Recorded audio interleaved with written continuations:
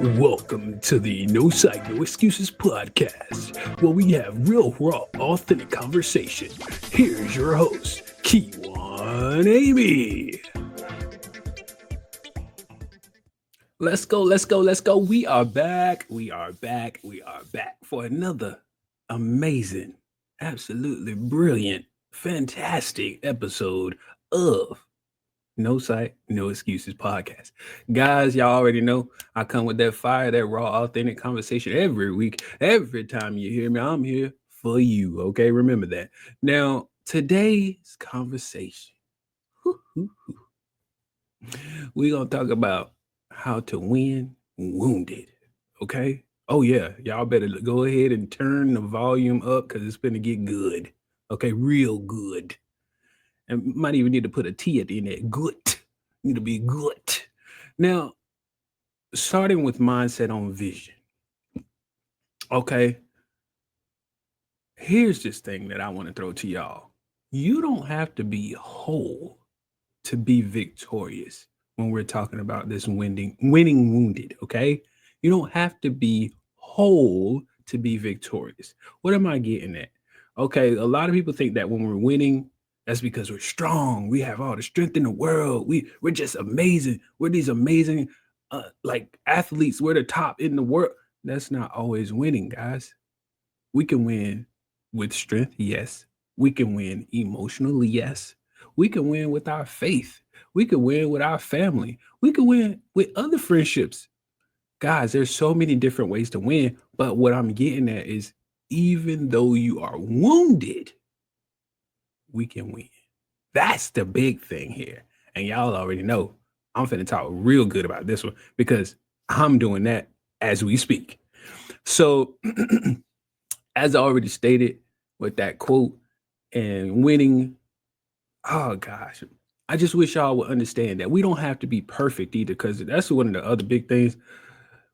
Everybody tries to think that they need to be perfect. Nobody on this earth's surface, hear me clearly, nobody on this earth's surface is perfect. So if you think they are, well, go ahead and get rid of the filter off social media because it ain't perfect.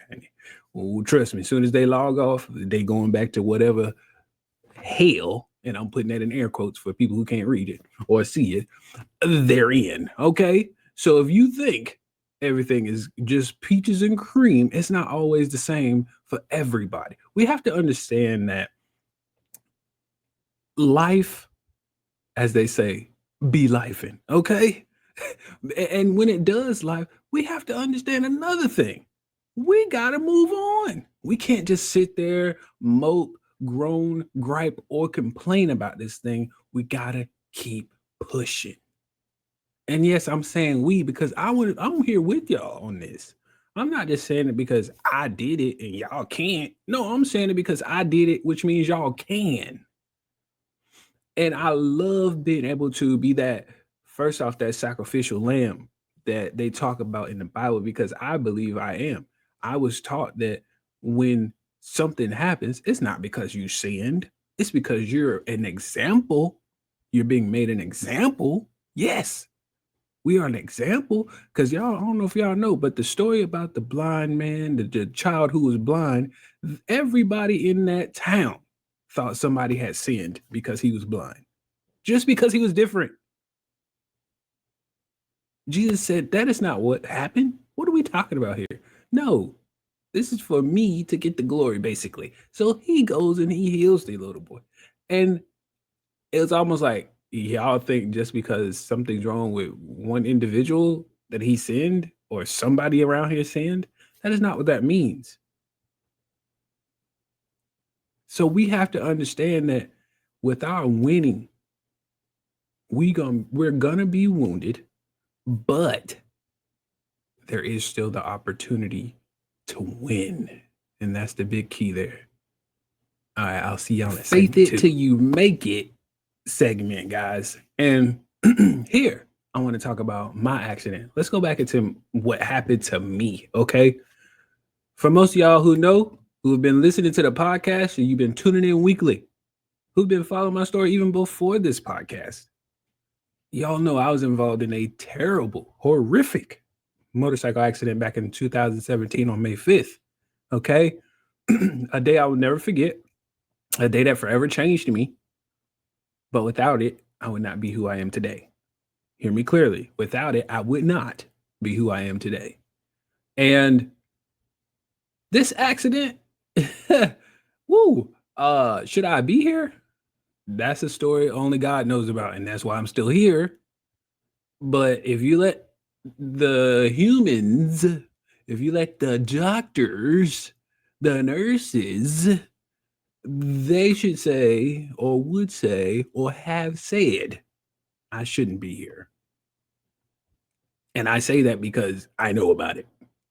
It was said to me that I should not be here. Yes, they called in everybody. Yes, they said y'all might as well get people on the phone, get them on the road, get them here. Because I have family that does not live in North Carolina. They live in Florida and Virginia and California, all kind of places. So the thing is, hello, why are you doing that? Don't do that. But I, with my faith and my family's faith and the friends' faith and my church family's faith, we put our faith in progress. Why do I say that? Because they went immediately into prayer. Not at home, not at church. We're talking about like they came to the hospital immediately in the ICU, waiting room full of people, nowhere to sit, only a standing room. Come on now. Faith in progress. Y'all better talk about it. It's a true story. This is not something they wrote on Lifetime. It could be. If they want to call me, let me know. You know, I don't mind. I'll take a check. Okay. Anyway, what I'm trying to get at is that with that motorcycle accident, yes, it was bad. I was doing 55 miles an hour and a car pulls out in front of me. I had nowhere to go. Nowhere to go. Everybody's thinking, oh, why did you just avoid him? Oh my God. Why didn't you just do this, do that? Oh, this is my Kermit the Frog voice, by the way. What I'm saying is, guys, it's not that simple.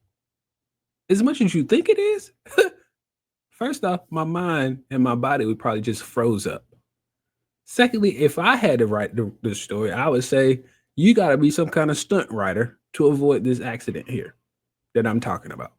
That's how last second it was. Why it was even happening, I don't know. I still don't know to this day because, again, for those who know my story, there were two cars behind him that said they saw me coming, so they don't know why he didn't.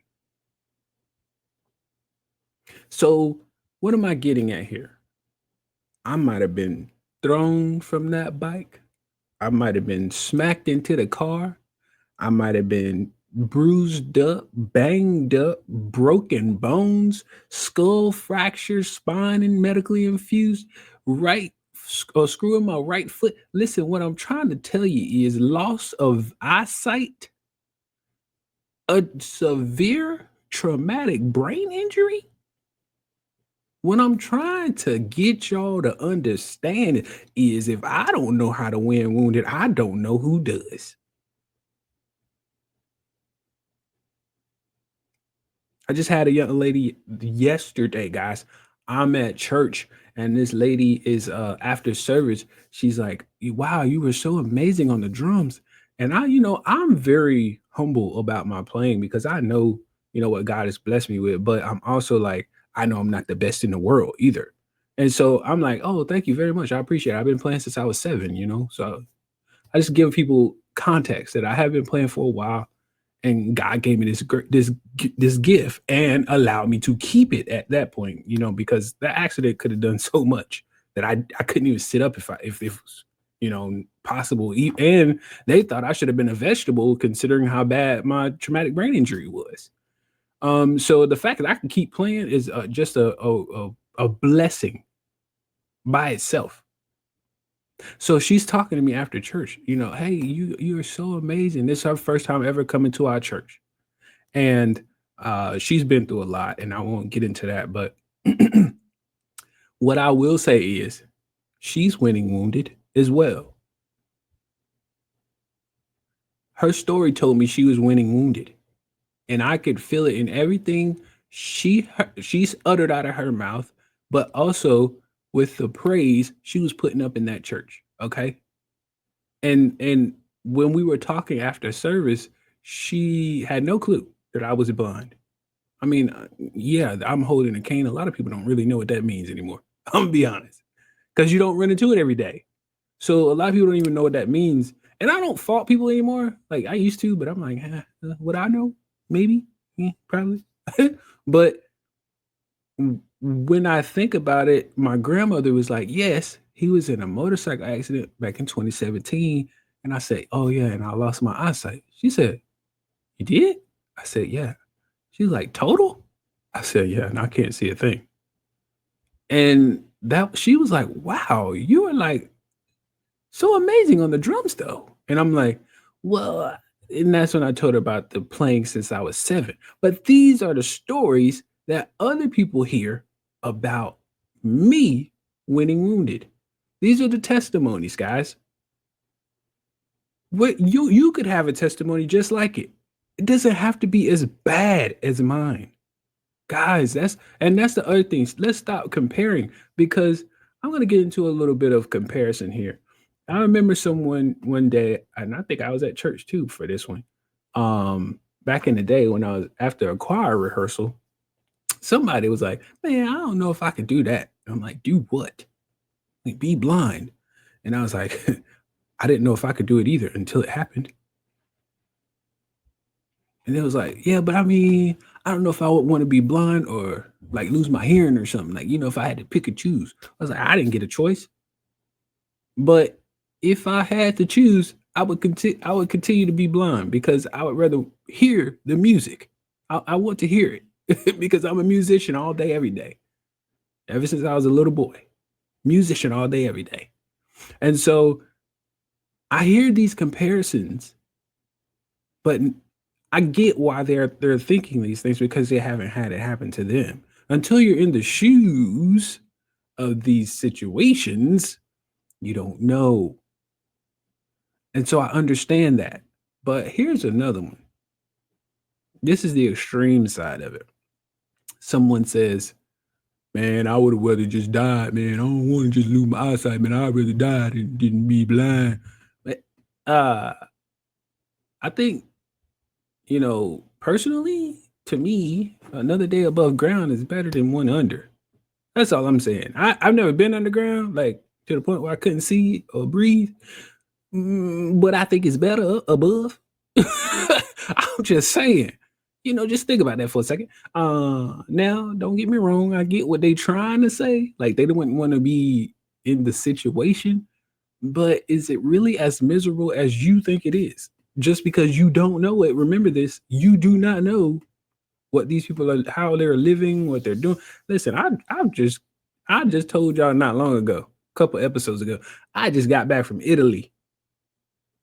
I am doing the thing, okay? You do not have to be somebody stuck in the four walls, as they say, and doing nothing. That is not how you have to live your life. So I'll leave it right there on that point.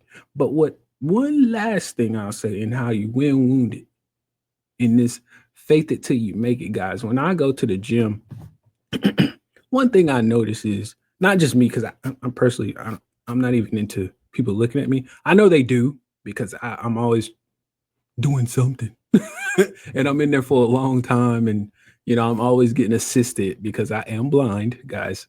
And so, uh, when I'm in there, people come up and speak to me. When I'm walking by, they speak to me, and I have no problem saying hey back. I have no problem carrying on a conversation.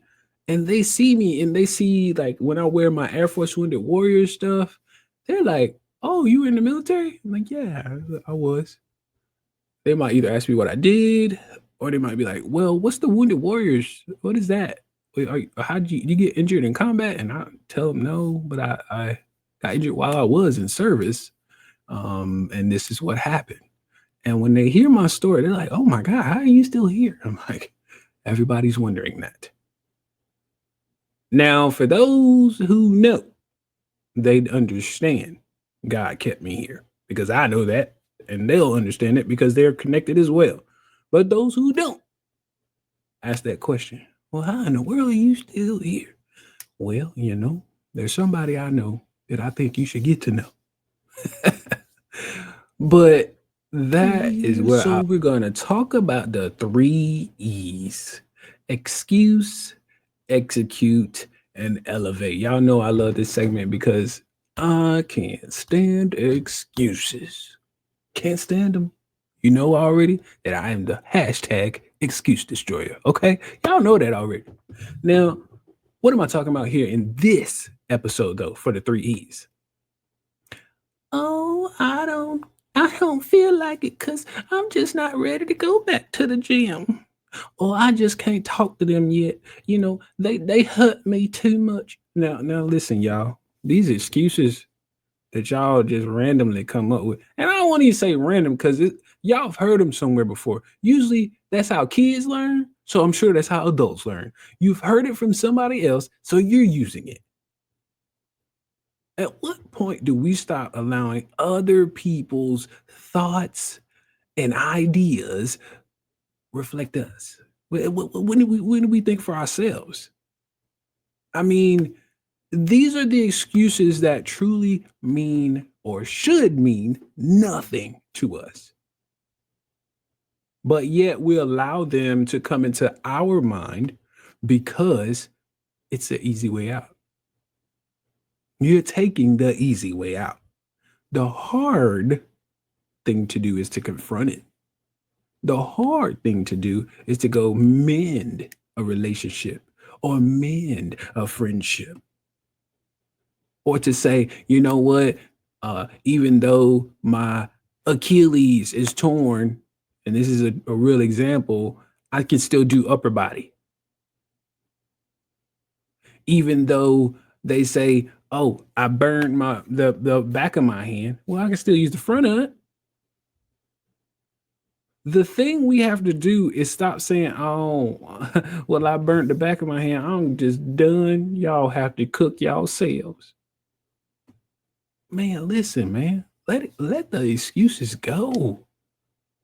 You cannot hear me clearly. You cannot elevate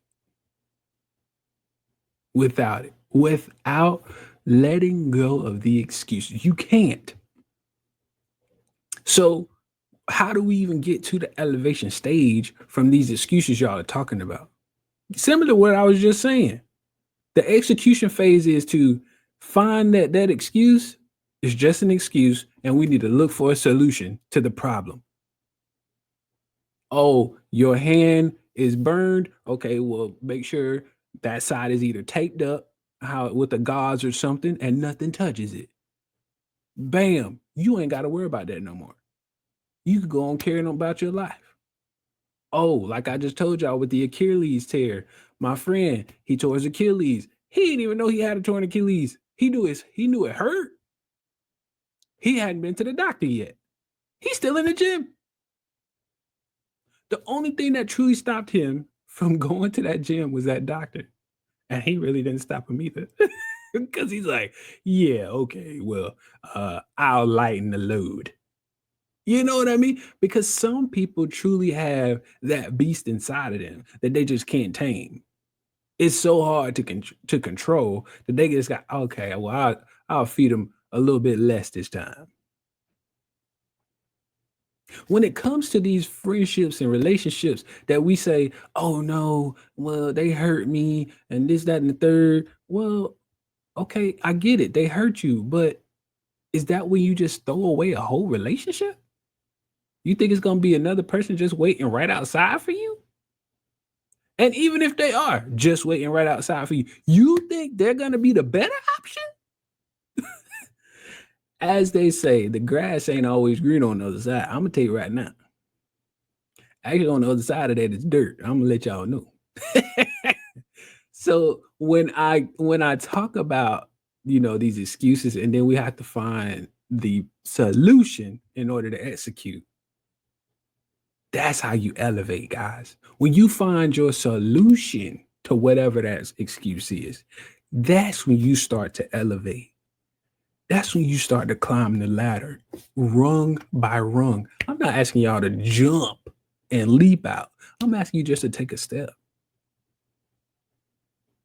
Even if you need assistance, just take a step. Tool of the week. We are here, guys. So the tool of the week for you guys that I want y'all to do, feel free to comment on the post, whatever you got to do, or write it down for yourself if you just want to keep it to yourself. But feel free to share along any week with this.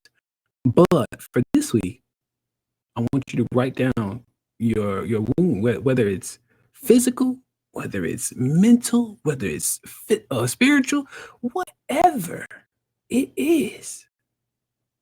I want you to write that thing down, break it down, figure out maybe there's some little limbs that's off of this.